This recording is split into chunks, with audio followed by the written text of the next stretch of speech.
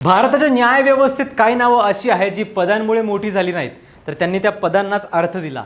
त्यापैकीच एक नाव म्हणजे लीला सेठ, भारताची पहिली महिला चीफ जस्टिस.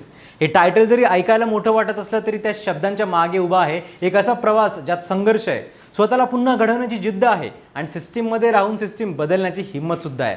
मुलींचं शिक्षण ज्या काळात अवघड होतं त्यावेळी 3 मुलांची आई असून सुद्धा त्यांनी परदेशात जाऊन शिक्षण घेण्याची हिंमत दाखवली.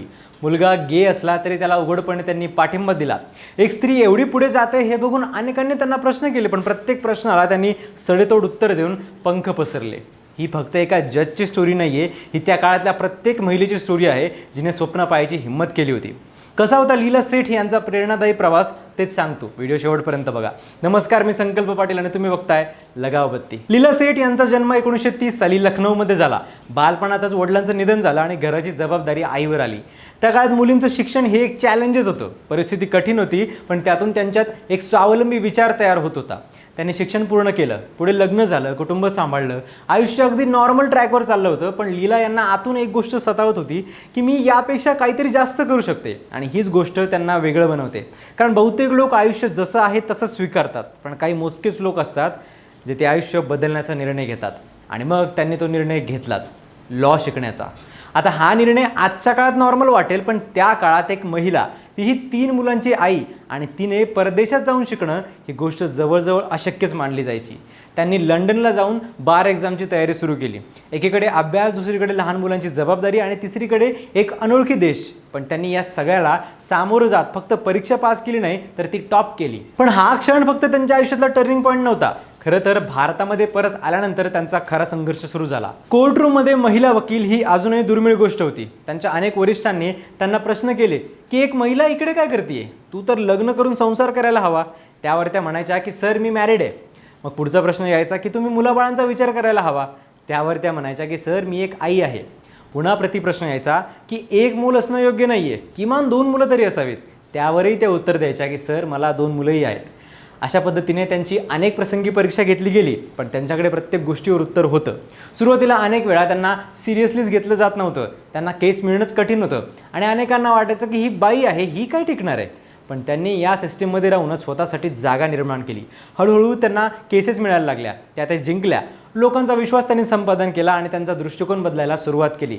1978मध्ये त्या दिल्ली हायकोर्टाच्या पहिल्या फिमेल जज बनल्या. हे फक्त एक टायटल नव्हतं, तर एक दरवाजा होता जो पुढच्या अनेक महिलांसाठी संधीच्या स्वरूपात उघडला गेला. 1991मध्ये त्यांनी आणखी एक इतिहास घडवला, जेव्हा त्या हिमाचल प्रदेश हायकोर्टाच्या पहिल्या फिमेल चीफ जस्टिस बनल्या.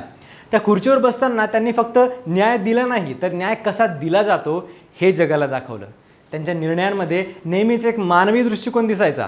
त्या कायद्याच्या शब्दांवर अडकून राहिल्या नाहीत, तर त्या शब्दांच्या मागचं सत्य समजून घेत होत्या. म्हणूनच त्यांच्या न्याय निर्णयांमध्ये एक संवेदनशीलता होती जी त्यांना इतरांपेक्षा वेगळं बनवत गेली. त्यांच्या कामाचा प्रभाव कोर्टरूमच्या बाहेरही दिसला. त्या हिंदू सक्सेशन ॲक्टमध्ये सुधारणा करण्यासाठी सक्रिय होत्या, ज्यामुळे मुलींना मालमत्तेवर समान हक्क मिळाला.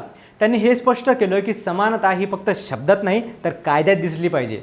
त्याचबरोबर त्या सेक्शन 377च्या विरोधात उभ्या राहिल्या. आणि हा निर्णय फक्त एक सामाजिक भूमिका नव्हती, तर तो खूप एक वैयक्तिक निर्णय होता. कारण त्यांचा मुलगा विक्रम सेठ ओपनली गे आहे. पण त्यांनी कधीही या गोष्टीला लपवलं नाही. उलट त्या अभिमानाने उभ्या राहिल्या. त्या म्हणाल्या होत्या की कायदा लोकांसाठी असतो, लोक कायद्यासाठी नसतात. माझा मुलगा गे असला तरी तो काही गुन्हेगार नाही आहे. आणि हे विचारच त्यांना वेगळं बनवतात. त्यांच्या आयुष्यातला आणखी एक महत्त्वाचा पैलू म्हणजे त्यांनी करिअर उशिरा सुरू केलं. आजच्या काळात 25व्या वर्षी सगळं सेट झालं पाहिजे असा दबाव असतो, पण लीला सेठ यांची गोष्ट सांगते की तुमची वेळ कधीही येऊ शकते. तुम्ही कायम तयारीत असायला हवं आणि त्यासाठी परिश्रम घ्यायला हवे. त्यांनी आयुष्याच्या पुढच्या टप्प्यात स्वतःला घडवलं आणि अशा उंचीवर पोहोचल्या जिथे पोहोचणं अनेकांसाठी स्वप्नच असतं. हा let start but powerful finish angle खूप महत्त्वाचा आहे. लीला यांनी त्यांच्या आयुष्यावर ऑन बॅलन्स ही आत्मकथा लिहिली, ज्यामध्ये त्यांनी त्यांच्या आयुष्यातला प्रत्येक टप्पा प्रामाणिकपणे मांडला आहे. त्या पुस्तकातून एक गोष्ट स्पष्ट होते की त्यांच्या आयुष्यात सगळंच काही परफेक्ट नव्हतं.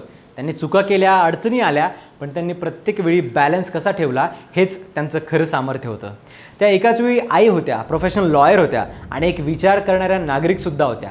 त्यांच्या व्यक्तिमत्वात एक वेगळीच शांत ताकद होती. त्या कधीही अग्रेसिव्ह किंवा लाऊड नव्हत्या, पण त्यांचे निर्णय, त्यांची भूमिका आणि त्यांचा विचार इतका स्ट्रॉंग होता की त्याचा परिणाम दूरपर्यंत झाला. त्यांनी कधी सिस्टीमला थेट विरोध नाही केला, पण त्या सिस्टीममध्ये राहून त्यांनी बदल घडवला. 2017 साली लीला सेठ यांचं निधन झालं, पण त्यांचा प्रवास आजही जिद्द देणार आहे. कशी वाटली तुम्हाला ही लीला सेठ यांची प्रेरणादायी गोष्ट? कमेंट्समध्ये नक्की सांगा आणि सबस्क्राईब करा लगाव बत्ती.